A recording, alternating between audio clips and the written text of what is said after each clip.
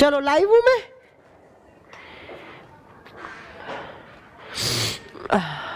Good evening everyone. Live हूं क्या मैं?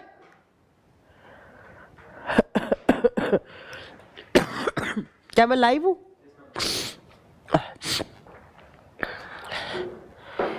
Good evening everyone. Good evening. कैसे हैं आप सब लोग? Good evening. मैं उम्मीद करती हूँ कि आप सब लोग बहुत अच्छे होंगे और बहुत अच्छे से पढ़ रहे होंगे। तो बहुत दिनों बाद मिल रहे हैं आप, क्योंकि हमारी न्यू ईयर की 3 से 4 दिन की छुट्टी हुई है। पूरे साल में हमने कभी छुट्टी नहीं करी इसमें, हार्डली दिवाली को और होली को छोड़ के। लेकिन नई साल पे हमने छुट्टी की और हम लोग थोड़ा सा घूमने गए हुए थे और मुझे वहीं पर इन्फेक्शन हो गया बहुत ज़्यादा। तो तबीयत तो ठीक नहीं है, थोड़ा सा मेरी आवाज़ के साथ कॉम्प्रोमाइज़ कर लेना प्लीज़, है ना। आवाज़ थोड़ी सी मेरी बैठी हुई है, गला बैठा हुआ है और खांसी वांसी आ रही है, लेकिन थोड़ा सा पढ़ लेते हैं यार, क्योंकि कल भी मैं ऐसे ही बेड पे पड़ी थी सारा दिन। हाँ, हैप्पी न्यू ईयर बेटा, हैप्पी न्यू ईयर। तो दिल्ली में एक तो रोज बारिश हो रही है पिछले 7 दिन से। अगर आप में से कोई बच्चा दिल्ली का होगा तो तुम्हें पता लग रहा होगा, सुबह 8 बजे भी बारिश, दोपहर के 2 बजे भी बारिश, अभी भी इनफैक्ट बारिश हो रही है यहाँ पर। तो वही है ना। मैम अनुज करोली बेटा, बायो स्पेशल 3 में इसलिए क्लास नहीं हुई क्योंकि बहुत सारे बच्चे ऐसे हैं जिनका एग्जाम है, तो उनकी डिमांड थी कि एक साथ सारे वीडियोस डाल दीजिए। तो हमने 8 से 10 वीडियोस वहां डाल दी हैं इसलिए। ठीक है, चलिए। मैम बुक मिल गई है, अरे वाह बहुत बढ़िया। चलो। अरे बाप रे।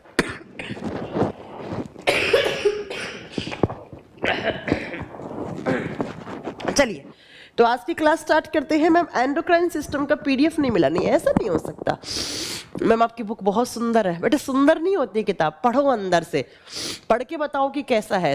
थोड़े बहुत माइनर से एरर भी है मेरी किताब में, वो एरर ठीक कर लेना। एक्सप्लेनेशन में कोई एरर नहीं है, ऑप्शन गलत टाइप कर रखे हैं। चलिए, तो आप क्लास स्टार्ट करते हैं। क्लास स्टार्ट करने के लिए अरे बाप रे। क्लास स्टार्ट करने के लिए तो हमने लास्ट क्लास में पढ़ा था। अब क्या करूं मैं? हाँ देखिए, तो लास्ट क्लास में हम पढ़ रहे थे एक्सक्रीटरी सिस्टम। अगर आप लोगों को याद हो कि लास्ट क्लास हमने कहाँ पर छोड़ी थी बच्चों, तो प्यारे बच्चों हम लास्ट क्लास में पढ़ रहे थे एक्सक्रीटरी सिस्टम। एक्सक्रीटरी सिस्टम, जिसको हम हिंदी में क्या बोलेंगे, उत्सर्जन तंत्र। एक बच्चा कह रहा है मैम आप क्वेश्चंस की प्रैक्टिस भी करवाया करो। करवाऊंगी बेटा, ठीक है। एक्सक्रीटरी सिस्टम, उत्सर्जन तंत्र, ठीक है, मैं करवाऊंगी, है ना। चलिए मैम, मैं स्पेशल 11 का टाइमिंग चेंज करवा दो, ठीक है, हम सर से बात कर लेंगे। मैम 1 जनवरी को परचेज की है, तो क्या इस बैच की वैलिडिटी अप्रैल तक रहेगी? हाँ, अप्रैल के लमसम रहेगी। चलिए मैम, आपसे अनुरोध है कि पीडीएफ अपडेट करवा दो। मैंने नोट कर लिया आपकी चीज़, अगर पीडीएफ नहीं है तो हो जाएगी। मैम बुक ऑर्डर करना है, आप कर सकते हो। अच्छा, आप ना ये इंक्वायरी मेरे से मत पूछा करो, इंक्वायरी के लिए 4-5 नंबर है बेटा, आप उनसे कर लीजिएगा, ठीक है। चलिए मैम, आपका टाइमिंग बार बार क्यों चेंज हुआ है? बार बार कोई चेंज नहीं हुआ है, वो अंकुर सर ने करवाया है आप लोगों के सहूलियत के लिए कि 1 से 2.5 आप फिजिक्स पढ़ो और इस टाइम आप बायोलॉजी पढ़ लो, इसलिए। चलिए तो सुनिएगा, एक्सक्रीटरी सिस्टम हम पढ़ रहे थे। तो एक्सक्रीटरी सिस्टम का मतलब क्या होता है? वो सिस्टम जो क्या करवाता हो, एक्सक्रीशन करवाता हो। और हमें पढ़ना है ह्यूमन एक्सक्रीटरी सिस्टम, मानव का उत्सर्जन तंत्र।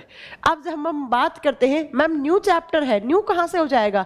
रजनीश, आपने लास्ट क्लास देखी नहीं होगी कि लास्ट क्लास में हमने एक्सक्रीटरी सिस्टम स्टार्ट किया था, तो वही हम पढ़ रहे हैं, आगे कंटिन्यू कर रहे हैं। अभी तो 2 क्लासेस की बाकी है बेटा, वो जब पढ़ेंगे तब हमारा अगला चैप्टर स्टार्ट होगा। देखिए, एक्सक्रीटरी सिस्टम की जब हम बात करते हैं तो मैंने कहा था कि ह्यूमन बॉडी में मेन एक्सक्रीटरी ऑर्गन कौन है? किडनी। और किडनी जिसको हम क्या बोलते हैं? वृक्क बोलते हैं, या आप कॉमन भाषा में गुर्दे बोल सकते हो, ठीक है। गुर्दे बोलो या आप क्या बोलोगे? गुर्दे बोलो या आप किडनी, वृक्क बोलिए। अब बात करते हैं हम किडनी की। तो लास्ट क्लास आपको याद होगा अच्छे से, मैंने कहा था किडनी का काम होता है फिल्ट्रेशन करना। किसको? किडनी का काम होता है फिल्ट्रेशन, और फिल्ट्रेशन का मतलब है छानना। किडनी किसको छानता है? तो आप बताओगे किडनी किसका फिल्ट्रेशन करता है?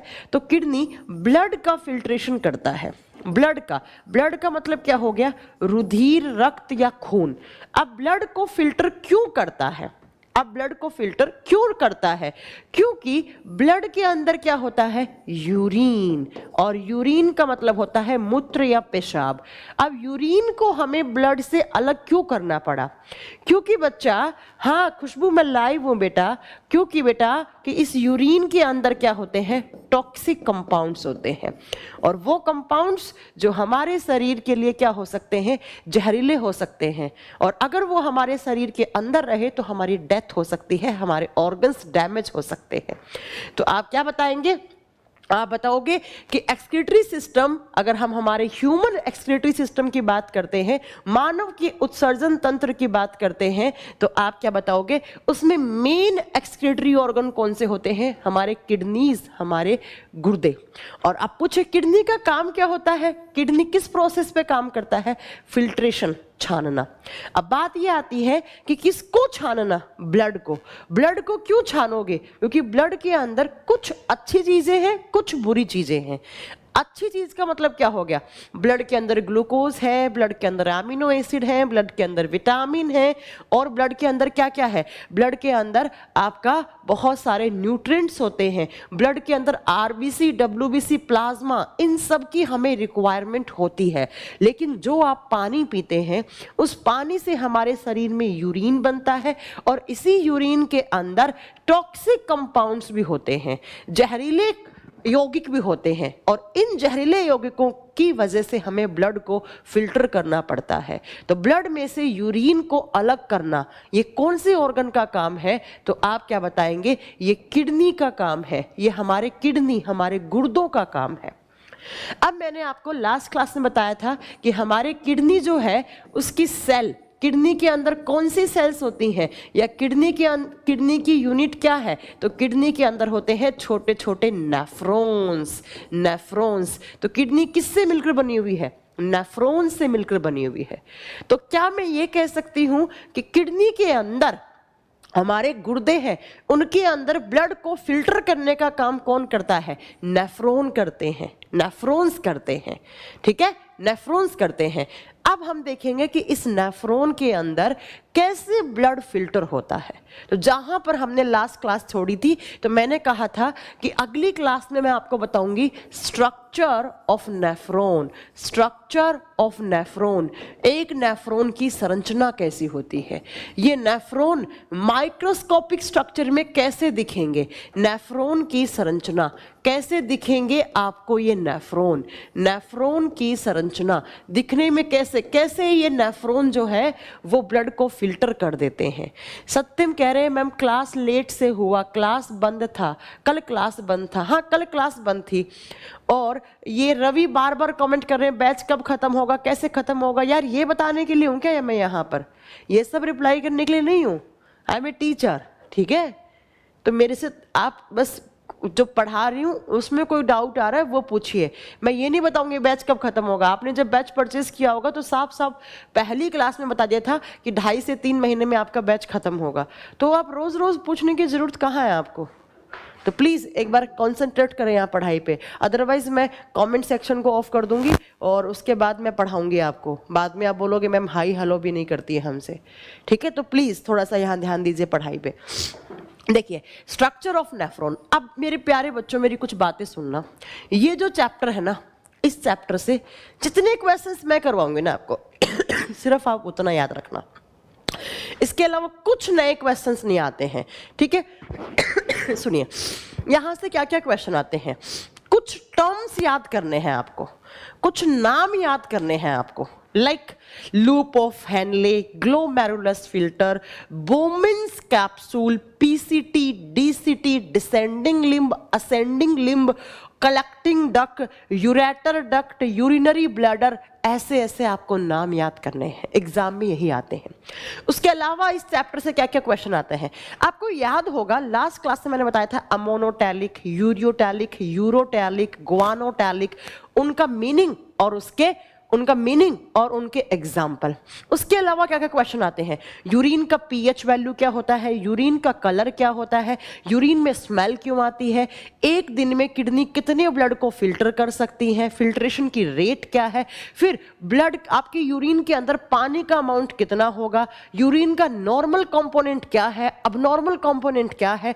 ऐसे ऐसे क्वेश्चंस हैं जो हर एग्जाम में आते हैं, इससे ज्यादा कुछ भी नहीं पढ़ना है। ठीक है, आइए यहां पर मेरे साथ, जब हम एक नेफ्रॉन की स्ट्रक्चर की बात करते हैं ना, तो मैं आपको नेफ्रॉन का एक इमेज दिखाती हूं बच्चों। कुछ ऐसा दिखता है आपको। अगर आप एक नेफ्रॉन को इलेक्ट्रॉन माइक्रोस्कोप या इसकी माइक्रोस्कोपिक इमेज देखोगे तो बेटा आपको ऐसा दिखेगा। क्या दिखेगा? आपका एक नेफ्रॉन की स्ट्रक्चर। आप देखिए यहां पर ध्यान से, बहुत सारे नाम हैं, बोमेन्स कैप्सूल, ग्लोमेरुलस फिल्टर, इसके अलावा DCT distal convoluted tubule, PCT proximal convoluted tubule, collecting duct, urine flow, और यहां से लूप ऑफ हैनले, ऐसे कुछ नाम हैं। यही नाम आपके एग्जाम में मेन काम में यही आते हैं। यहां से सत्यम जी को ब्लॉक कर दीजिए, है ना प्लीज, और इनका अमाउंट विद रेस्पेक्ट रिफंड कर दीजिए इनको, है ना। चलिए अब बात करते हैं अब हम बात करते हैं, यही स्ट्रक्चर जो मैंने आपको नेट से उठाकर दिखाई है, वही स्ट्रक्चर हम बनाएंगे, वही स्ट्रक्चर हम बनाएंगे। यहां पर देखिए, स्ट्रक्चर को समझने के लिए ध्यान से अगर मेरी क्लास अगले 1 घंटे के लिए सुनोगे, आपकी सारी डाउट आपके यहां से खत्म हो जाएगी। देखो मैंने कहा, ध्यान से मेरी बात को यहां पर सुनिएगा बच्चा, मैंने कहा कि किडनी किसको फिल्टर करता है? ब्लड को फिल्टर करता है। आपसे सामने से कोई पूछ ले कि किडनी क्यों करता है ब्लड को फिल्टर, आप क्या बोलोगे? क्योंकि ब्लड के अंदर क्या क्या चीज होती है, सुनिएगा। ब्लड के अंदर यूरिन है, यूरिन का मतलब है मूत्र या पेशाब। ब्लड के अंदर ग्लूकोज भी होता है, और ग्लूकोज तो हमें चाहिए होता है। तो बताइए, ग्लूकोज हमारे शरीर के अंदर होना चाहिए या यूरिन की फॉर्म में बाहर निकल जाना चाहिए? भाई ग्लूकोज टूटता है तो हमें एनर्जी मिलती है, तो ग्लूकोज के टूटने से तो हमें एटीपी ऊर्जा मिलती है। तो ग्लूकोज को तो शरीर के अंदर चाहिए, है ना, ग्लूकोज को तो शरीर के अंदर रिक्वायरमेंट होती है। ठीक है, नेक्स्ट आपके ब्लड के अंदर और क्या होता है? अमीनो एसिड, अमीनो अम्ल होते हैं। तो बताइए, अमीनो एसिड की रिक्वायरमेंट हमारी बॉडी को है या नहीं है? मैम। उसके बाद आपके ब्लड में और क्या होते हैं? ब्लड में कुछ विटामिन होते हैं, कुछ विटामिन भी होते हैं। उसके अलावा ब्लड के अंदर होता है सोल्ट, NaCl, नमक। और बेटा नमक के काम मैं बता चुकी हूं आपको कि सोडियम क्या करता है, क्लोरीन क्या करता है। तो सोडियम क्लोराइड की भी हमें रिक्वायरमेंट होती है। इसके अलावा ब्लड के अंदर होता है पानी, पानी बोले तो वाटर। लेकिन मैम क्या हमें पानी की आवश्यकता होती है? यस, लेकिन जितना पानी आप पीते हैं ना, उतने पानी की रिक्वायरमेंट आपको नहीं होती है, उतने पानी की रिक्वायरमेंट नहीं होती है। इसलिए बाकी का जो पानी होता है वो आपका यूरिन की फॉर्म में बाहर निकल जाता है। इसके अलावा ब्लड में बेटा बहुत सारे आयंस भी होते हैं, जैसे सोडियम, कैल्शियम, पोटेशियम, है ना, ये सब भी हमारे ब्लड के अंदर होते हैं। अब मुझे ये बताओ, ये इतनी सारी चीजें हैं जिसके अंदर, ब्लड के अंदर खून तो है ही, खून का मतलब RBC, WBC, प्लेटलेट्स, प्लाज्मा, ये सब कंपोनेंट्स तो है ही हैं। अब मैंने कहा कि ब्लड के अंदर यूरिन है, और यूरिन क्या है? टॉक्सिक है, क्योंकि यूरिन के अंदर लास्ट क्लास में जाओ, क्या पढ़ाया था मैंने? यूरिन के अंदर क्या क्या होता है? अमोनिया, यूरिया, यूरिक एसिड, और ये सब क्या होते हैं? हमारे शरीर के लिए नुकसानदायक यौगिक होते हैं। तो इसका मतलब मैम हमें यूरिन नहीं चाहिए, लेकिन हमें ग्लूकोज चाहिए, अमीनो एसिड चाहिए, विटामिन चाहिए, NaCl चाहिए, पानी, कुछ पानी चाहिए। बाकी का यूरिन की फॉर्म में आप एक्सक्रीट आउट भी कर सकते हैं, और आयंस भी चाहिए हमें। तो इसका मतलब हमारे ब्लड के अंदर ये सारे जरूरी कंपोनेंट्स हैं, ये सब हमें चाहिए, लेकिन क्या नहीं चाहिए? यूरिन नहीं चाहिए। इसलिए हमारे ब्लड में से यूरिन को अलग करना पड़ेगा हमें, और यूरिन को यहां से अलग करके हम क्या करेंगे? यूरिन को आउट करवा देंगे। याद है लास्ट क्लास मैंने कहा था यहाँ किडनी होते हैं, किडनी में ब्लड छन जाता है और छनकर वो डक्ट के थ्रू यूरिनरी ब्लैडर में आता है। यहाँ आपका ब्लैडर है और ब्लैडर से आपका जो यूरेथ्रा वाला पार्ट है वहाँ से आप यूरिन को, पेशाब को आप बाहर निकाल देते हैं। तो मतलब पहले आपको इस ब्लड को फिल्टर करना पड़ेगा। तो यही तो मैं पढ़ाने जा रही हूँ कि ब्लड कैसे फिल्टर होता है। तो जैसे ही हमारे किडनीज के पास ब्लड आता है, देखो जितने भी सारे ऑर्गन्स हैं, हमारा ब्रेन हो गया, हमारा लीवर हो गया, हमारा हार्ट हो गया, इन सब से ब्लड आता है। उस ब्लड के अंदर ये सारी चीज़ें घुली हुई हैं, ये सारी चीज़ें घुली हुई हैं। तो अब सारा का सारा खून कहाँ आता है? हमारी किडनी में आता है। और किडनी के अंदर कहाँ आता है? तो किडनी की सेल, और किडनी की सेल कौन है? नेफ्रॉन है।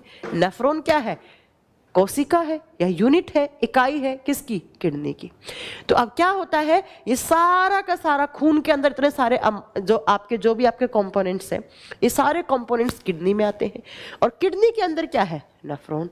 तो अब नेफ्रॉन के अंदर कैसे ब्लड में से यूरिन अलग हो जाता है और कैसे कैसे कहाँ कहाँ इन चीज़ों का एब्जॉर्प्शन होता जाता है। सिर्फ इसका एब्जॉर्प्शन नहीं होगा, यूरिन का, पेशाब का, बाकी इन सब का एब्जॉर्प्शन हो जाता है कहाँ पर?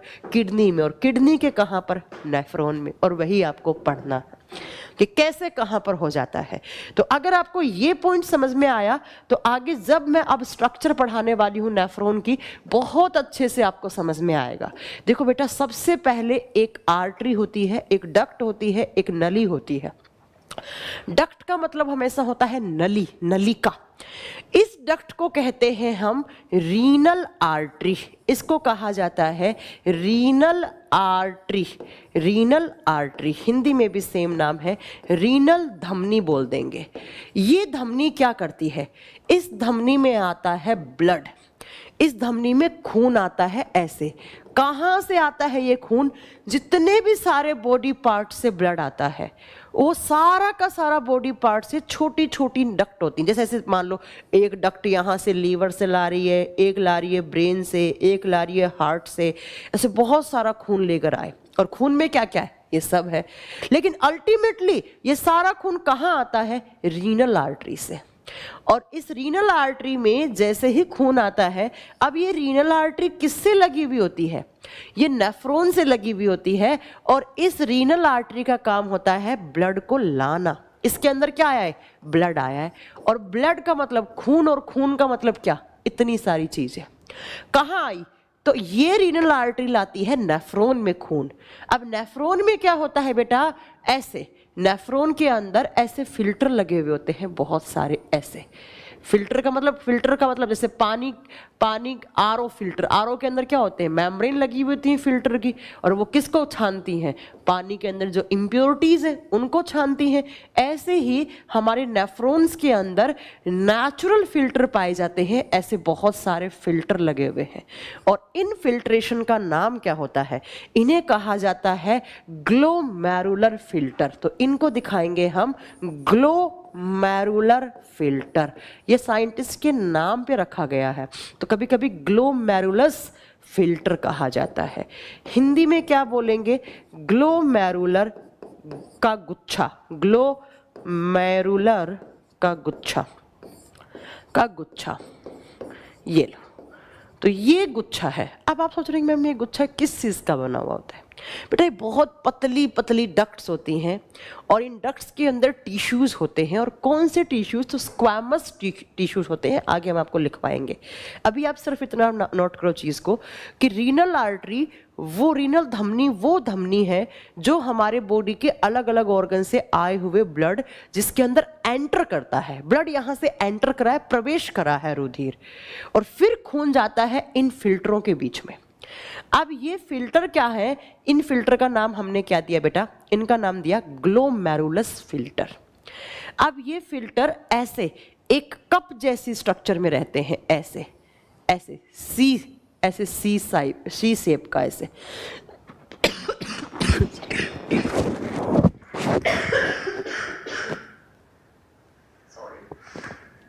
थोड़ा सा आपको एडजस्ट करना पड़ेगा, मेरी थोड़ी तबीयत खराब हो रखी है, खांसी वांसी कुछ ज़्यादा ही आ रही है। तो देखिए ये ग्लोमेरुलस फिल्टर जिस कप जैसी स्ट्रक्चर में लगे हुए होते हैं। इस कप जैसी स्ट्रक्चर को कहा जाता है, ये जो सी आकार की मैंने स्ट्रक्चर बनाई है ना बच्चों, इसको क्या कहा जाता है? इसे कहा जाता है बोमेन्स कैप्सूल।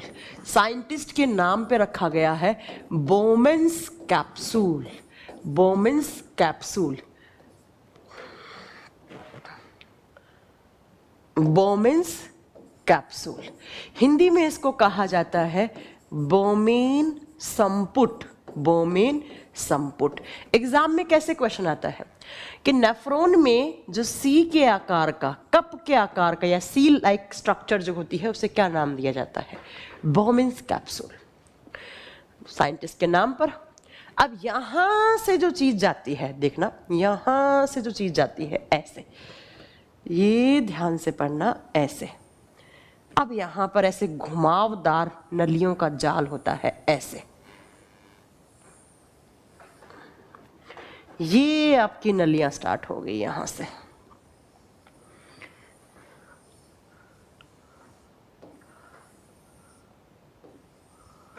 ये आपकी कुछ एक नेफ्रॉन की स्ट्रक्चर होती है, जैसे मैंने दिखाया ना आपको डायग्राम, ये देखिए ऐसे। ठीक है, अब सुनिएगा मेरी बात। नेक्स्ट बात क्या है कि यहां पर इस चीज को मैंने कहा कि रीनल आर्टरी में ब्लड एंटर करता है, फिर ब्लड इन गुच्छों के अंदर जाता है, और इन गुच्छों को हम क्या बोलते हैं? Glomerulus filter. और फिल्टर नाम साफ साफ लिखा हुआ है, किसको फिल्टर करेगा? ये ब्लड को छान देता है। इनफिल्ट्रेशन का, इनफिल्टर का काम होता है ब्लड को छानना। और जैसे ही ब्लड छनता है तो ब्लड इनमें से छनने के बाद ब्लड के अंदर जो जरूरी चीज है, जो खून के अंदर होनी चाहिए, वो तो बेटा इनफिल्ट्रेशन से ऊपर इस यहां पर ऐसे एक नली लगी हुई होती है, इस नली से खून तो वापस चला जाएगा। ये लो, ये आपका खून है, ये वापस चला गया। इस नली में तो खून एंटर करता है, यहां से खून वापस बाहर जाता है, तो इसे कहा जाता है रीनल वेन। इसे कहा जाता है रीनल वेन, और हिंदी में इसे बोलेंगे रीनल शीरा। तो खून जहां से गया, लाल कलर से बना दो इसे, यहां से खून आपका वापस चला गया। यहां से खून आया, लेकिन खून जब आता है तो उसके अंदर बहुत सारी चीजें पाई जाती हैं। जैसे क्या क्या, ध्यान से सुनिएगा। जैसे क्या क्या? ब्लड के अंदर ग्लूकोज, ब्लड के अंदर एमिनो एसिड, ब्लड के अंदर ions, sodium chloride, etcetera etcetera, बहुत सारी चीजें आती हैं। लेकिन जैसे ही यहां से खून वापस जाता है तो ऐसा देखा गया कि सिर्फ खून जाता है, बाकी अमीनो एसिड, ग्लूकोज, पानी, वो सब इन फिल्टर से होता हुआ ऐसे नीचे आ जाता है। यहां पर तो आया, तब खून के अंदर बहुत सारी चीजें थी, लेकिन खून वापस चला गया रीनल वेन से। कहां? हमारे बॉडी के ऑर्गन्स के बीच में। बाकी सारी चीजें कहां रह गई? इस बोमेन कैप्सूल में रह गई। और बाकी सारी चीजें क्या क्या है वो भी पढ़ेंगे, लेकिन उससे पहले आपको कुछ नाम नोट करने पड़ेंगे बच्चा। देखो कुछ नाम है, थोड़े से अटपटे लगेंगे आपको लिखने में, लेकिन एग्जाम में आता है बेटा। ये जो मैं बना रही हूं ना, ये नलियां, इनको आगे वाली, ये आगे वाला पार्ट है, ये पीछे वाला पार्ट है। तो इस नली को कहा जाता है पीसीटी। कभी आपने सुना हो तो किसी फलाना इंसान के किडनी के अंदर स्टोन पाया गया, पत्थरी पाई गई, और रिपोर्ट में लिखा हुआ आता है कि पत्थरी जो है वो पीसीटी में फंसी हुई है। कभी आपने सुना हो? तो इस पीसीटी का फुल फॉर्म क्या होता है? इसका फुल फॉर्म होता है प्रोक्सिमल कॉन्वोल्यूटेड ट्यूब्यूल। देखो बेटा, एक होता है ट्यूब, एक होता है ट्यूब्यूल, बहुत छोटा ट्यूब्यूल। हिंदी में कोई फुल फॉर्म नहीं है, यही आएगा इंग्लिश में। तो ये हो गया प्रोक्सिमल कन्वोल्यूटेड ट्यूब्यूल। अब ये जो झूला सा दिख रहा है ना आपको, ये झूला देखो, ऐसे नहीं ना झूला, इस झूले को कहा जाता है loop of Henle. Loop of Henle. Exam में क्वेश्चन आता है कि लूप ऑफ हैनले किस सिस्टम का हिस्सा है? कौन सा सिस्टम पढ़ रहे हो बच्चा आप बताओगे एक्सक्रीटरी सिस्टम। हैनले का झूला, ये जो झूला सा लग रहा है ना आपको, इसको बोलते हैं हैनले का झूला। हैनले साइंटिस्ट ने इसके बारे में बताया तो नाम पड़ गया। ये हो गया आगे वाली ट्यूब, छोटी छोटी ट्यूब्यूल। ये होगी पीछे वाली को कहा जाता है DCT। और मैंने बताया था बेटा डिस्टल या डोर्सल का मतलब क्या होता है, पीछे। डिस्टल कन्वोल्यूटेड ट्यूब्यूल, ये होगी पीछे वाली ट्यूब से भी छोटा ट्यूब्यूल।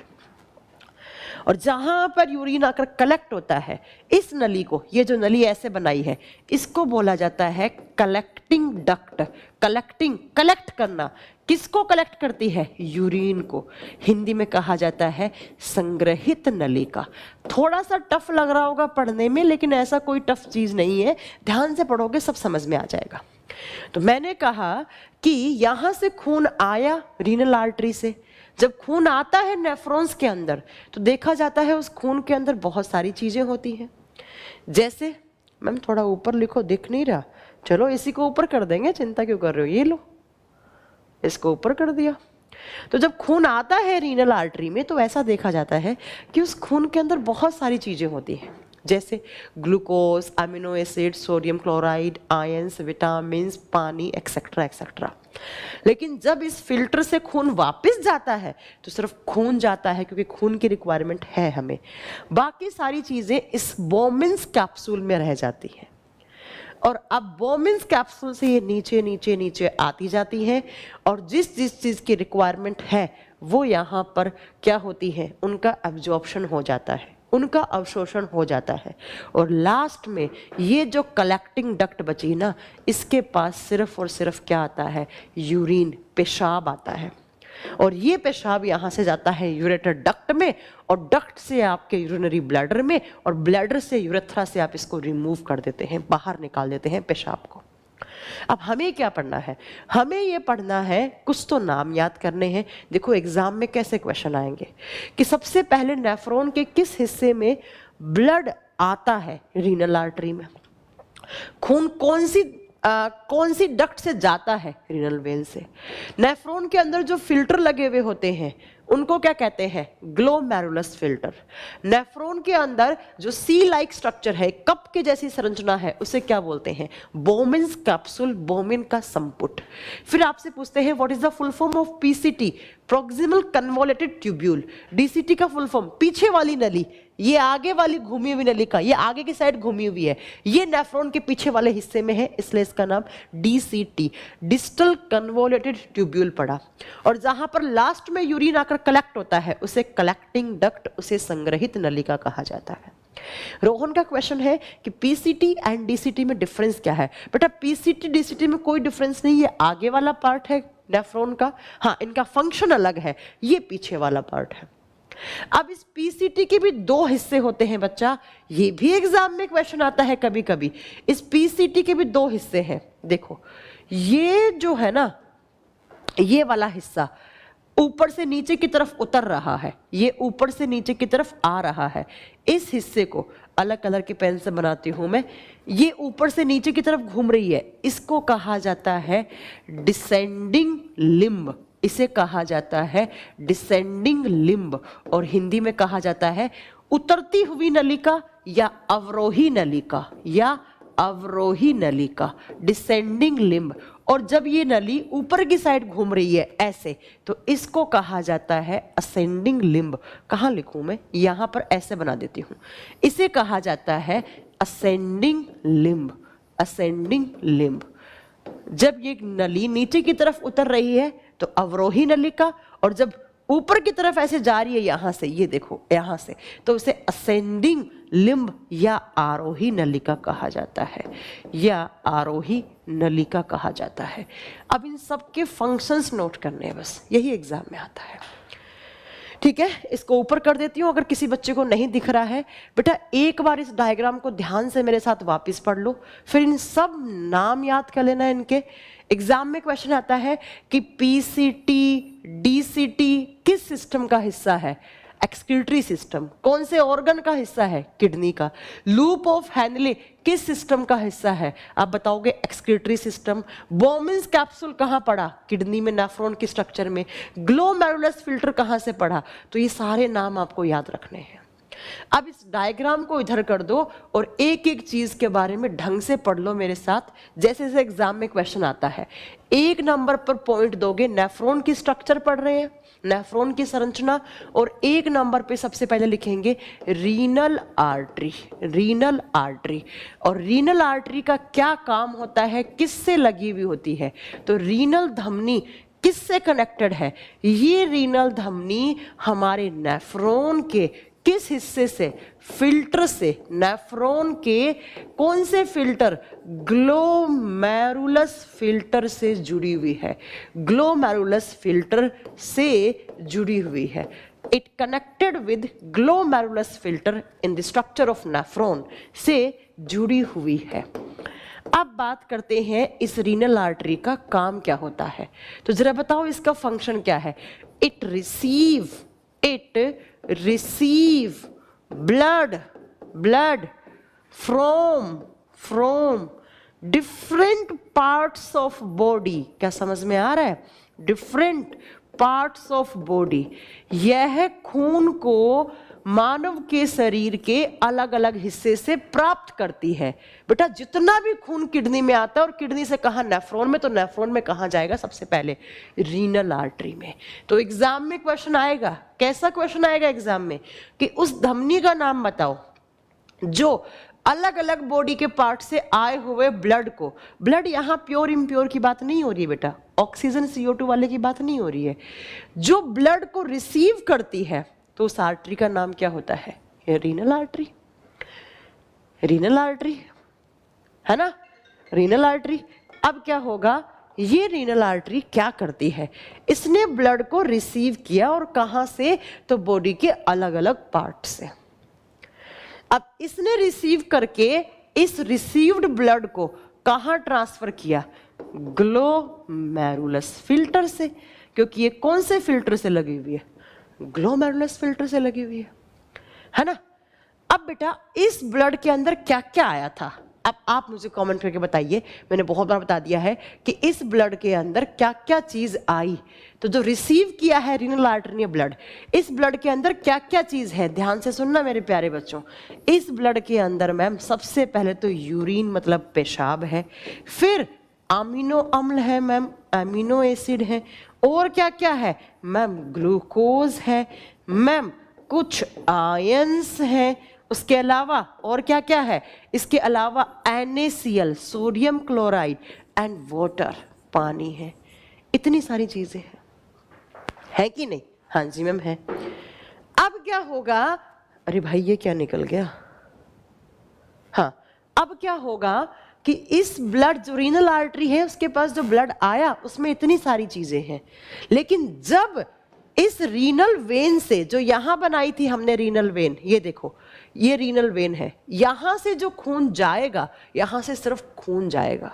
तो अब आप दूसरा पार्ट क्या लिखेंगे, यहां पर दूसरा पॉइंट आपको क्या लिखना चाहिए कि रीनल आर्टरी ने तो ब्लड रिसीव किया, लेकिन 2 नंबर पे लिखेंगे नेफ्रॉन का दूसरा पार्ट, पार्ट्स ऑफ नेफ्रॉन चल रहे हैं ना, तब 2 नंबर पे आप लिखोगे रीनल वेन, और रीनल वेन को हिंदी में क्या लिखेंगे, रीनल सीरा।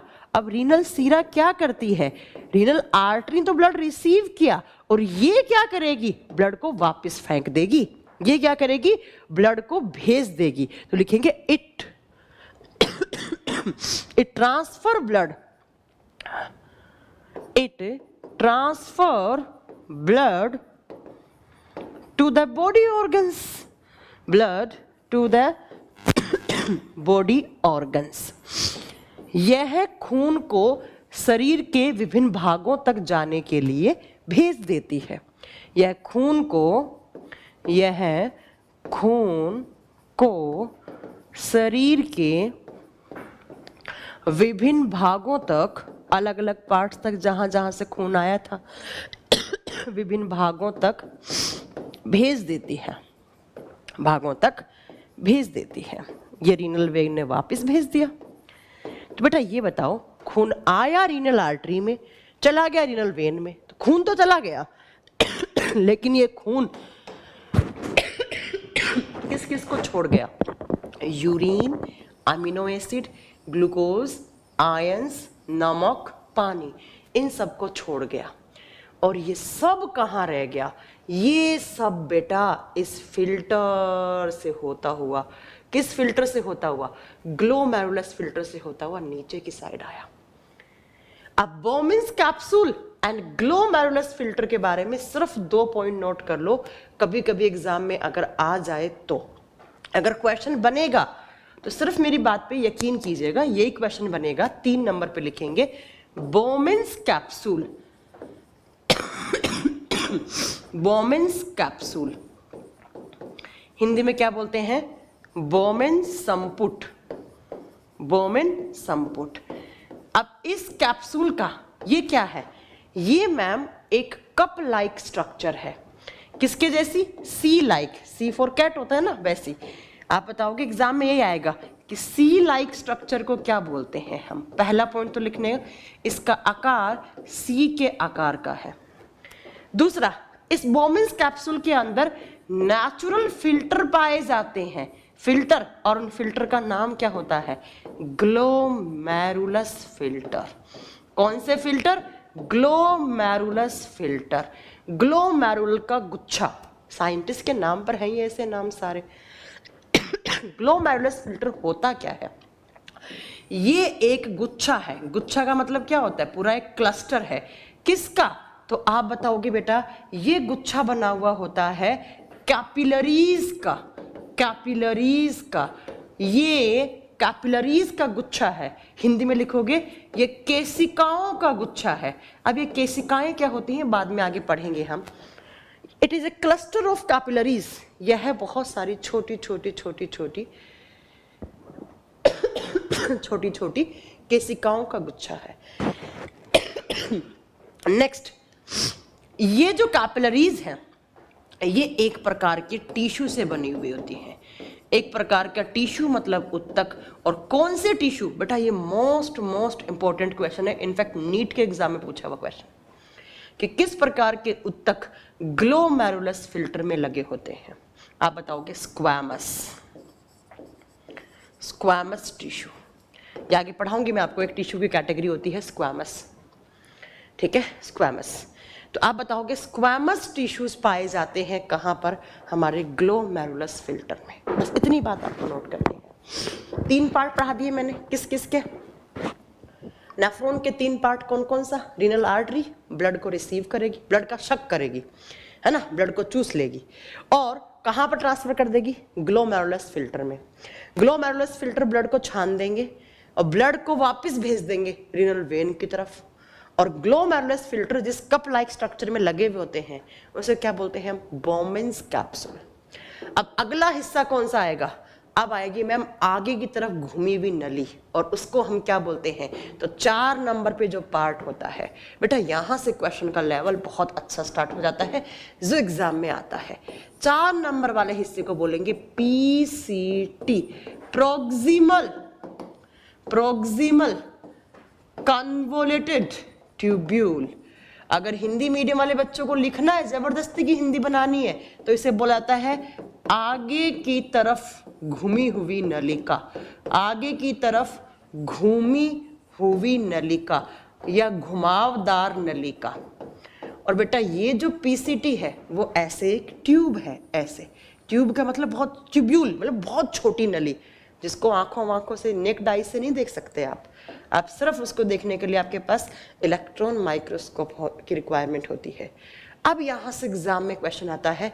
सबसे पहला क्वेश्चन क्या आएगा एग्जाम में? PCT से। हमने PCT को 2 हिस्सों में बांटा।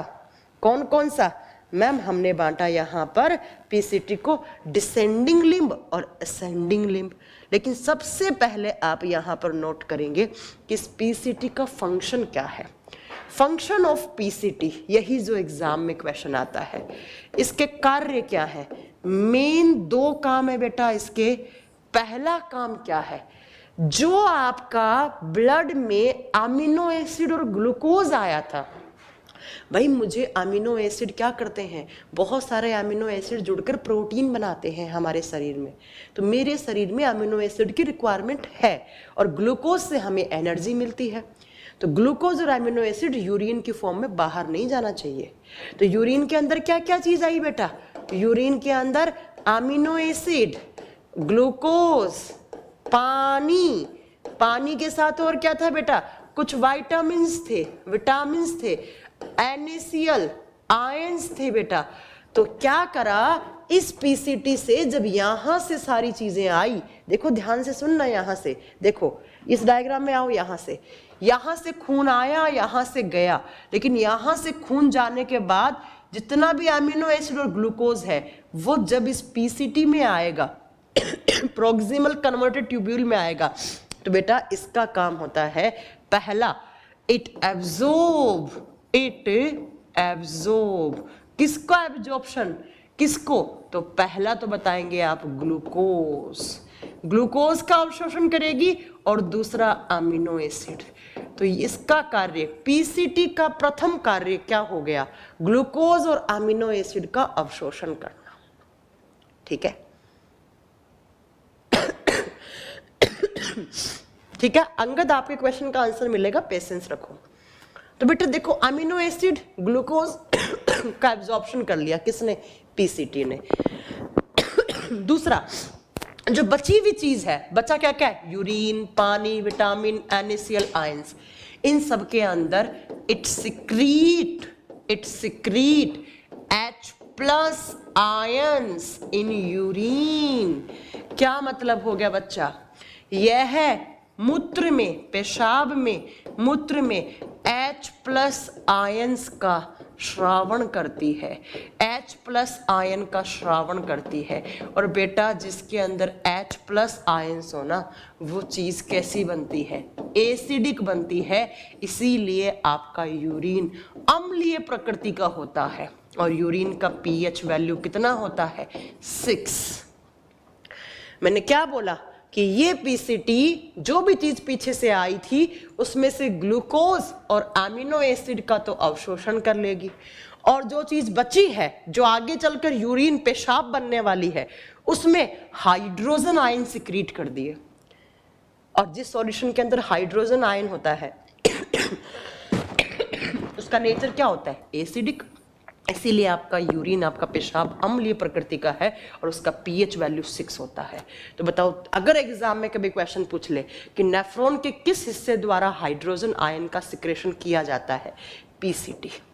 नेफ्रॉन के किस हिस्से द्वारा ग्लूकोज का अवशोषण होता है और अमीनो एसिड का अवशोषण होता है, पीसीटी। ठीक है, it can absorb glucose and amino acid. यह ग्लूकोज और अमीनो एसिड का अवशोषण कर लेती है। एब्जॉर्प्शन ऑफ, या आप इसको ऐसे लिख सकते हो, absorption of glucose, absorption of glucose and amino acid. ठीक है, किस किस का एब्जॉर्प्शन, ग्लूकोज का और अमीनो एसिड का।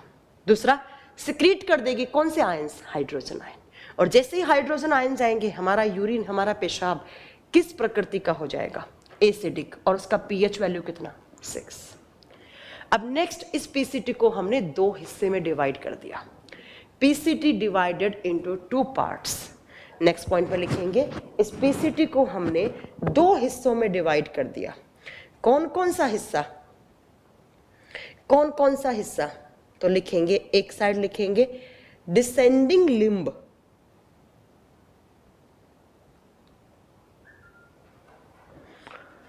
पीसीटी को हमने 2 हिस्से में डिवाइड किया। कौन कौन सा, पीसीटी, पहला लिखेंगे डिसेंडिंग लिम्ब, या डिसेंडिंग ट्यूब्यूल लिखा हुआ मिले तो भी कोई बात नहीं है, लिम्ब, हिंदी में बोलेंगे अवरोही नलिका। और दूसरा कौन सा हो जाएगा, असेंडिंग लिम्ब, दूसरा हो जाएगा असेंडिंग लिम्ब। और यहां से एग्जाम में क्वेश्चन बन जाता है कि डिसेंडिंग लिम्ब और असेंडिंग लिम्ब का फंक्शन क्या है, आरोही नलिका या आरोही डक्ट। अब बात करते हैं कि इन दोनों का काम क्या होता है। तो ये असेंडिंग लिम्ब से जैसे ही बाकी की चीज आती है, हाँ मेरी तबीयत थोड़ी खराब है माया मल्होत्रा, लेकिन ठीक है, पढ़ना तो है ना बेटा, 3-4 दिन से क्लास ऑफ हो रही थी। चलिए अब बात करते हैं कि पीसीटी का जो डिसेंडिंग लिम्ब है इसका काम क्या है। इसके फंक्शन को पढ़ने के लिए यहाँ आओ। देखो क्या क्या आया था यूरिन की फॉर्म में, ये रही चीजें। अरे इधर आओ, देखो अमीनो एसिड ग्लूकोज का अब्जॉर्प्शन करवा दिया, कहां पर, पीसीटी में। अब क्या बचा, sodium chloride, ions, vitamins and पानी। अब पानी बेटा जितना पिए है उतना तो पेशाब की फॉर्म में आप बाहर नहीं निकाल सकते ना, कुछ पानी तो आपके बॉडी के रिक्वायरमेंट के लिए भी चाहिए ना, हमारे शरीर की ग्रोथ के लिए, टिश्यूज सेल्स की, ब्लड के ट्रांसपोर्टेशन के लिए, या बहुत सारी चीज़ों के ट्रांसपोर्टेशन के लिए, और हमारे बॉडी के टेम्परेचर को मेंटेन करने के लिए, ये सब हमें क्या चाहिए, पानी की रिक्वायरमेंट होती है। तो पानी जितना पिए है उतना तो आपको बाहर नहीं निकालना है ना, तो पानी का एब्जॉर्प्शन करवाना है आपको बेटा। लेकिन यहाँ पर एक टर्म यूज होता है reabsorption of water, reabsorption of water. अब मैम इसका मतलब क्या हुआ, रीअब्जॉर्प्शन ऑफ वाटर, इस हिस्से में पानी का पुनः अवशोषण होता है, पानी का पुनः अवशोषण होता है। अब मैम रीअब्जॉर्प्शन का मतलब क्या हुआ, एक तो अब्जॉर्प्शन मतलब कोई भी चीज सबसे पहली बार एब्जॉर्ब हुई है तो उसको हम क्या बोलते हैं, अब्जॉर्प्शन। मैंने एक गिलास पानी पिया, तो जब मैं पहली बार पानी पी रही हूं तो मेरी सेल्स टिश्यूज क्या कर रहे हैं, उस पानी का एब्जॉर्प्शन कर रहे हैं। एक बार हो गया। अब ये पानी ब्लड के अंदर मिलकर मेरे किडनीज में गया, किडनीज के नेफ्रॉन में गया, नेफ्रॉन के पीसीटी में गया, और पीसीटी के डिसेंडिंग लिम्ब में गया। और डिसेंडिंग लिम्ब क्या है, ऐसे एक नली है और कुछ नहीं है, ये आपकी ये वाली नली है, ऐसे नली, ठीक है। ये नली क्या करती है, इसके अंदर की साइड टिश्यूज होते हैं बहुत, और ये टिश्यूज क्या करते हैं, इस पानी का एब्जॉर्प्शन करते हैं। तो एक बार तो जब मैंने एक गिलास पानी पिया, जब मेरी सेल्स ने और टिश्यूज ने उसको एब्जॉर्ब किया, और दूसरी बार हो रहा है तो पानी का दूसरी बार एब्जॉर्प्शन हो रहा है, इसलिए मैंने लिखा रीअब्जॉर्प्शन ऑफ वाटर। एग्जाम में क्वेश्चन कैसे आएगा, नेफ्रॉन के किस पार्ट में पानी का रीअब्जॉर्प्शन होता है, डिसेंडिंग लिम्ब। डिसेंडिंग लिम्ब ना ऑप्शन में हो और पीसीटी ऑप्शन में हो तो पीसीटी का भी आंसर सही कर दोगे। क्यों, क्योंकि पीसीटी के ही हिस्से को हमने क्या बोला है, डिसेंडिंग लिम्ब। एग्जाम में सीधा क्वेश्चन आता है रीअब्जॉर्प्शन ऑफ वाटर, लेकिन बेटा 100% वाटर का रीअब्जॉर्प्शन नहीं होगा, थोड़ा बहुत जितनी हमें रिक्वायरमेंट है।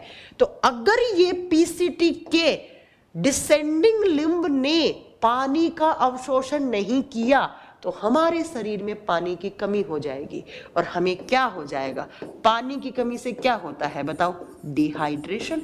डिहाइड्रेशन। तो क्या मैं ये कह सकती हूं कि अगर मेरे नेफ्रॉन के पीसीटी में जो डिसेंडिंग लिम्ब है वो वाटर का रीअब्जॉर्प्शन नहीं करेगा तो मुझे डिहाइड्रेशन हो जाएगा। यस, देखा होगा आपने, जब आपको लूज मोशंस लगते हैं, आपको दस्त लगते हैं, उल्टी आती है आपको, तो क्या होता है, जो आप खाते हैं वो सारा का सारा खाना कंप्लीट डाइजेशन ना हुए बिना ही जितना भी सारा आपका खाना है वो यूरिन या यूरिया के फॉर्म में बाहर निकल जाता है, और पानी की कमी हो जाती है आपके शरीर में, क्योंकि उस टाइम पर ये पीसीटी डीसीटी प्रॉपर काम नहीं कर पाती है, और पानी का एब्जॉर्प्शन नहीं हो पाता है, और पानी के फॉर्म में बहुत सारे आयन सब चला जाता है बाहर, और आपके शरीर में वीकनेस आ जाती है। तो जब भी आपको 3-4 दिन के लिए लूज मोशंस लगे होंगे तो पानी की बहुत कमी हुई होगी आपको, और बहुत वीकनेस आ गई होगी। तो इसका काम होता है रीअब्जॉर्प्शन ऑफ वाटर। अब रीअब्जॉर्प्शन का मीनिंग समझ में आ गया होगा आपको। अब बात करते हैं असेंडिंग लिम्ब का काम क्या होता है। ये असेंडिंग लिम्ब क्या करता है बच्चा, ये बेटा क्या करेगा कि सोडियम क्लोराइड और आयंस का अवशोषण करेगा। ये असेंडिंग लिम्ब क्या करता है, it can absorb NaCl sodium chloride plus ions. Ions का मतलब जैसे कैल्शियम हो गया, जैसे पोटेशियम हो गया, जैसे क्लोरीन हो गया, एक्सेट्रा एक्सेट्रा। निर्जलीकरण, एक बच्चा कह रहा है डिहाइड्रेशन का हिंदी में मीनिंग क्या है, निर्जलीकरण, पानी की कमी बेटा, पानी की कमी। तो मुझे कैल्शियम चाहिए, मुझे पोटेशियम चाहिए, मुझे क्लोरीन चाहिए। अगर ये पेशाब की फॉर्म में बाहर निकल गए तो मैं तो मर जाऊंगी, मतलब मेरे बॉडी में आयंस का रेगुलेशन नहीं हो पाएगा। तो समझ रहे हो आप, तो NaCl और आयंस को कौन सा हिस्सा नेफ्रॉन को अपने पास रख लेता है? Ascending limb. ये देखो ना, यहाँ आओ तुम इस डायग्राम से समझने की कोशिश करो कि मैम क्या समझाना चाह रही है। बहुत अच्छे से समझ में आएगा, कुछ नई भाषा नहीं समझा रही। ये लो, ये लो, ये आपको नेफ्रॉन की स्ट्रक्चर कहाँ गया भैया, तुम बहुत ही छोटे हो गए। ये देखो, हमने ये नेफ्रॉन की स्ट्रक्चर बनाई। यहां से नहीं हो रहा क्या? चलो इमेज से दिखा देते हैं, कोई बात नहीं। यहां आओ, देखो ये क्या है? पीसीटी। इसने क्या करा? इस पीसीटी ने एक तो H+ आयन सिक्रीट कर दिए। अब क्या है बेटा, इस पीसीटी का ये वाला हिस्सा जो था, ये वाला, इसको हमने क्या बोला? Descending limb. इसने क्या करा? वाटर को रख लिया। ये असेंडिंग लिम्ब है, ऊपर की साइड चढ़ता हुआ। इसने क्या किया? आयंस और सोडियम क्लोराइड रख लिया। तो चीजें छन रही है ना धीरे धीरे। बाकी की चीज आगे चली गई। आगे कहाँ गई? लूप ऑफ हैंडले में। ये हैंडले का झूला है, इसका कोई काम नहीं होता है। इसका काम होता है जो भी चीज पीछे से आई है उसको आगे भेज देना। और आगे क्या है? डीसीटी। तो नेक्स्ट नेफ्रॉन का हिस्सा कौन सा होना चाहिए? अगला हमारा नेफ्रॉन का हिस्सा कौन सा होना चाहिए? DCT. Next part of nephron. PCT के बाद क्या आएगा? पीसीटी को हमने दो पार्ट में डिवाइड कर दिया। कौन कौन सा? Descending limb and ascending limb. दोनों के फंक्शन लिखवा दिए मैंने कि डिसेंडिंग लिम्ब ने क्या करा? वाटर का रीअब्जॉर्प्शन किया। And ions and sodium chloride का किसने किया? आप बता दोगे, असेंडिंग लिम्ब ने। अब चलते हैं नेक्स्ट। 5 नंबर पर जो पार्ट आएगा आपका नेफ्रॉन का, वो कौन सा आएगा? तो आप बताओगे। अब 5 नंबर पे जो आएगा उसको हम क्या बोलेंगे? अरे यार क्या हो गया? हाँ, इसको बोलेंगे डीसीटी। और इसका फुल फॉर्म क्या होता है? Distal convoluted tubule. अब इसमें क्या काम होगा? इसका क्या फंक्शन है? हाँ, डिहाइड्रेशन का मतलब पानी की कमी होता है। बिल्कुल सही बोला आपने। चलिए अब बात करते हैं कि इस डीसीटी का काम क्या होता है। डीसीटी तो हो गया। अब ये डीसीटी क्या करता है कि जितनी भी जो चीज बची थी उसमें से ग्लूकोज वगैरह को अपने पास रख लेगा। ठीक है, इस डीसीटी का काम है जो कुछ बची हुई चीज पीछे से आई है उसमें से ग्लूकोज हो गया या थोड़ा बहुत हो गया विटामिन, इनका क्या कर लेना? अवशोषण कर लेना। अवशोषण कर लेना। तो चीजें सेपरेट होती जा रही है ना। ग्लूकोज और विटामिन का एब्जॉर्प्शन कर लेगा। ये थोड़ा बहुत ग्लूकोज वगैरह आते हैं तो उनको, या थोड़ी बहुत विटामिन्स हैं उनको क्या कर लेता है? ये कुछ आयंस, वो आयंस जो असेंडिंग लिम्ब में एब्जॉर्ब नहीं हो पाते हैं, जो वो बचे हुए आयंस होते हैं, वो आयंस, वो ग्लूकोज, वो विटामिन्स, इन सब का एब्जॉर्प्शन कहाँ होता है? डीसीटी में। अब मेरे प्यारे बच्चों क्या बचा? जब ब्लड आया था तो क्या क्या चीजें आई थी इस ब्लड में?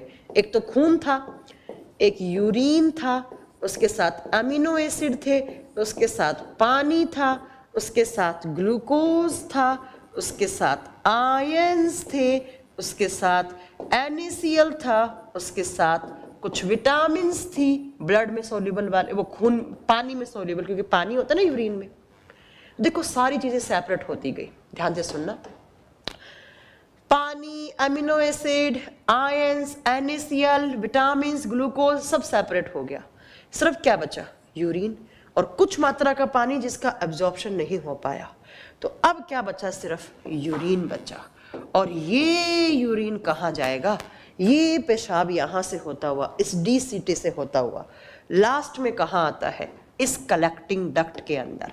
और देखो इस डायग्राम में अगर आप ध्यान से देखोगे तो यहाँ से खून आया था, खून यहाँ से वापस गया, बाकी की चीज यहाँ आई, यहाँ से होती हुई ऐसे एब्जॉर्ब होती गई, अवशोषित होती गई और लास्ट में यहाँ आते आते क्या बचा बेटा? इस डक्ट के अंदर, इस नली के अंदर कलेक्टिंग डक्ट, कलेक्ट करना किसको?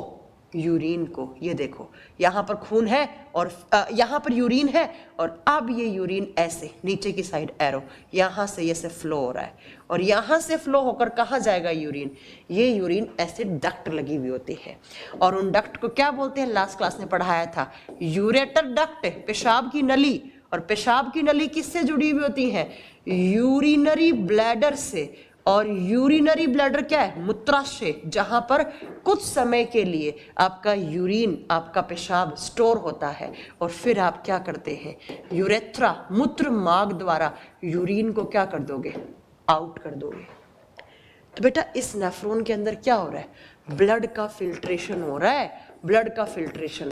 तो अगर मेरे किडनी खराब हो जाएंगे तो बेटा ये मेरे नेफ्रॉन भी काम नहीं करेंगे, और जब नेफ्रॉन काम नहीं करेंगे तो मुझे बताओ ये खून छनेगा क्या? नहीं छनेगा।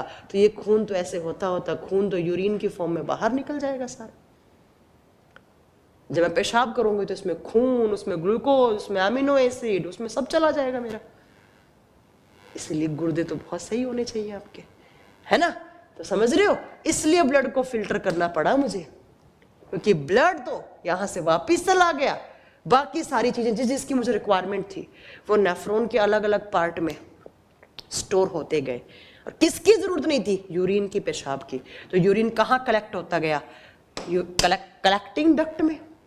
और कलेक्टिंग डक्ट ने आज आगे कहाँ ट्रांसफर कर दिया? यूरेटर डक्ट के पास।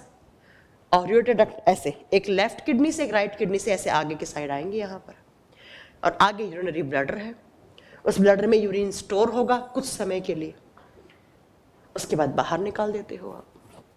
तो ऐसे आपके किडनी के अंदर नेचुरल फिल्टर हैं, जिनको हम ग्लोमेरुलस फिल्टर बोलते हैं, वो यूरिन को अलग कर रहे हैं। किससे? किससे? खून से। आपने देखा होगा जिन लोगों में डायबिटीज होता है, जिन लोगों को डायबिटीज होता है उन लोगों में जो पेशाब, उनका जो पेशाब होता है ना, उस पेशाब में कभी कभी खून आ जाता है, और ग्लूकोज तो बहुत ज्यादा रहता है। क्यों? क्योंकि डायबिटीज वाले लोगों के खून के अंदर ब्लड होता है और उनका किडनी बहुत डैमेज सा हो जाता है, किडनी बहुत कमजोर हो जाता है, तो प्रॉपर वो खून को छान नहीं पाता। तो खून की फॉर्म में, और जो प्रॉपर ब्लड को छान नहीं पाता है, तो जब वो बच्चे, जो वो लोग पेशाब करते हैं तो उसमें यूरिन, उसमें ग्लूकोज बाहर निकल जाता है ना? बताएंगे सतीश आपको। तो आपको, मुझे उम्मीद है कि इतनी बात आपको समझ में आई नेफ्रॉन की स्ट्रक्चर। ये एक नेफ्रॉन था बेटा, ऐसे भगवान ने आपको मिलियंस नेफ्रॉन दिए हैं, एक के अंदर ऐसे, दूसरे में भी ऐसे, तीसरे में ऐसे, चौथे में ऐसे ऐसे ऐसे। तो दोनों किडनी अपना काम कर रहे हैं बेटा।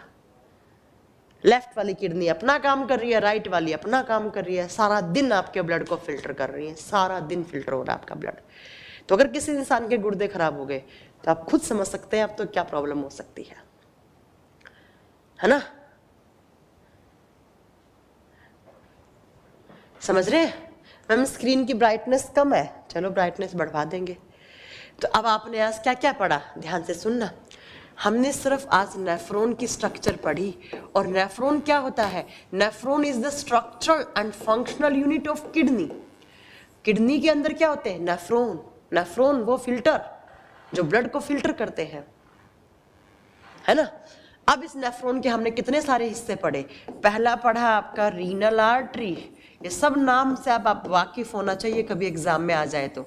दूसरा क्या पढ़ा? रीनल वेन पढ़ा, दूसरा नाम। तीसरा क्या नाम पढ़ा हमने?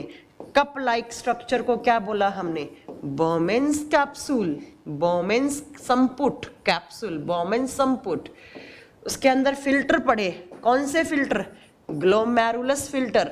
और ग्लोमेरुलस फिल्टर में कौन से टिश्यूज होते हैं? Squamous tissue. फिर हमने क्या पढ़ा? पीसीटी पढ़ा। पीसीटी के फंक्शन क्या थे बता दिया। पीसीटी के दो हिस्सा, कौन कौन सा? Descending limb, ascending limb. फिर 6 नंबर पे नेफ्रॉन का कौन सा पार्ट पढ़ा हमने? डीसीटी, डीसीटी पीछे वाली, डिस्टल कन्वोल्यूटेड ट्यूब्यूल। और 7 नंबर पे हमने क्या पढ़ा? Collecting duct. और इस कलेक्टिंग डक्ट ने क्या करा? यूरिन को अपने पास रखा और यूरिन को आगे भेज दिया। इस यूरिन को, पेशाब को, कहाँ पर? यूरेटर डक्ट में। और यूरेटर डक्ट का मतलब क्या होता है? मूत्रवाहिका, मूत्रनलिका, उसने कहाँ भेजा? यूरिनरी ब्लैडर में, और यूरिनरी ब्लैडर में कुछ देर के लिए स्टोर हुआ। फिर जैसे ही आपको यूरिनेशन की फीलिंग्स आई तो आपने यूरिन को यूरेथ्रा वाले पार्ट से रिमूव कर दिया बच्चा, रिमूव कर दिया। हाँ, इंग्लिश में भी पीडीएफ दूंगी, बिल्कुल दूंगी। तो ऐसे आपके किडनीज के अंदर ब्लड फिल्टर हो रहा है। तो अगर किसी इंसान के किडनी खराब हो जाते हैं तो क्या होता है बेटा, तो क्या होता है बेटा कि उसको फिर ब्लड का उसको डायलिसिस करवाना होता है। डायलिसिस, डायलिसिस बताएंगे हम आपको कल क्या होता है। सानी राय करी ma'am afferent arteriole and efferent arteriole. बेटा रीनल आर्टरी जो है ना वो और छोटी छोटी छोटी आपकी आर्टरी से मिलकर बनी हुई होती है, उस गुच्छे को एफरेंट आर्टरी बोलते हैं। और जो रीनल वेन है वो और छोटी छोटी वेन्स के गुच्छों से बनी हुई होती है, उसे इफरेंट आर्ट्रियोल बोलते हैं। ठीक है। अब आपने देखा होगा जो रेगिस्तान में ऊंट होता है, ऊंट, ऊंट कैमल, वो एक दिन पानी पीता है और अगले 7 दिन तक पानी पिए बिना रह सकता है। क्यों? एग्जाम में क्वेश्चन आता है कि राजस्थान में जो ऊंट होते पाए जाते हैं, स्पेशली राजस्थान की बात कर रही हूँ मैं, तो वो ऊंट एक दिन पानी पीते हैं और अगले 7 दिन तक बिना पानी रह सकते हैं, पिए रह सकते हैं। क्यों? क्योंकि उनका ये जो लूप ऑफ हैंडले था ना, इसका साइज बहुत बड़ा होता है। ऊंट के नेफ्रॉन का जो लूप ऑफ हैंडल है ना, ये झूला, इसका साइज बहुत बड़ा है और इतना स्पेस होता है कि वो उस पानी का बहुत ज्यादा अमाउंट में अब्जॉर्प्शन कर लेता है। तो ऊंट के अंदर लूप ऑफ हैंडले का साइज बहुत लंबा होता है, बहुत बड़ा होता है, और वो ऊंट उसके अंदर अपने पानी को एब्जॉर्ब करवा लेता है, पानी का अवशोषण कर लेता है और उसी पानी से काम चलाता रहता है। तो उसे प्यास ही नहीं लगती। भाई मुझे प्यास कब लगेगी? जब मेरे शरीर में पानी की कमी होगी तब मुझे प्यास लगेगी, और जब बहुत अमाउंट में मैंने पहले से पानी को स्टोर कर लिया तो मुझे प्यास लगेगी नहीं। इसलिए ठीक है। तो ये आपके नेफ्रॉन की स्ट्रक्चर थी। अब इस चैप्टर में मुझे कुछ की पॉइंट्स लिखवाने हैं आपको। की पॉइंट्स का मतलब होता है अगर किसी बच्चे के पास इतनी रामगाथा पढ़ने का टाइम नहीं है तो सिर्फ इन की पॉइंट्स को नोट कर लेना। क्या क्या की पॉइंट्स? किस स्पीड से किडनी ब्लड को फिल्टर करते हैं? एक दिन में कितना यूरिन फिल्टर हो सकता है? यूरिन का पीएच वैल्यू कितना है? यूरिन का कलर क्या है? यूरिन में कौन कौन से कंपोनेंट हैं? कौन कौन से नॉर्मल हैं? कौन कौन से अबनॉर्मल हैं? सबसे पहला किडनी ट्रांसप्लांटेशन किस डॉक्टर ने किया था? किस कंट्री में हुआ था? इंडिया में कब हुआ? ये सब मुझे आपको पढ़ाने हैं। मैम किडनी खराब होने पर किस डॉक्टर को दिखाते हैं? बेटा नेफ्रोलॉजिस्ट के पास जाते हैं।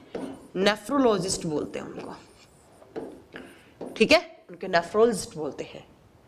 ये हम कल करवाएंगे। ठीक है। ये की पॉइंट्स, आज थोड़ी तबीयत खराब है तो 1 घंटे पढ़ा दिया, बहुत है। ये हम कल पढ़ लेंगे। कल आपका ये चैप्टर फिनिश हो जाएगा।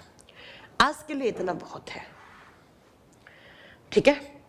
आज मेरी थोड़ी तबीयत खराब है, खांसी वासी बहुत हो रखा है, इसलिए इस क्लास को यही होल्ड करते हैं। हाँ मुझे कोल्ड हो गया बेटा, दिल्ली में रोज बारिश हो रही है, इस मौसम में बारिश देख रहे हैं आप, भीग गए तो हो गया हमारा भी तबीयत खराब। आपकी भी हो रही होगी शायद किसी ना किसी की। अगर आप दिल्ली में और इसके आसपास के एरिया में रहते हैं तो प्लीज़ अपना ध्यान रखें, बारिश में ना भीगें। रोज़ बारिश हो रही है यहाँ पे, इसलिए जुकाम वुकाम हो गया शिवम, लेकिन ठीक हो जाएगी कुछ दिन में। ठीक है, फिर कल मिलते हैं इसी टाइमिंग पर 8 बजे। Thank you very much, good night. किसी बच्चे को डाउट है नोट कर लेना प्लीज़, डाउट क्लास भी ले लूँगी, प्रैक्टिस भी करवा दूँगी क्वेश्चंस की, लेकिन थोड़ा सा पेशेंस रखो, है ना। एक दिन में सब कुछ नहीं हो सकता। चलिए बाय।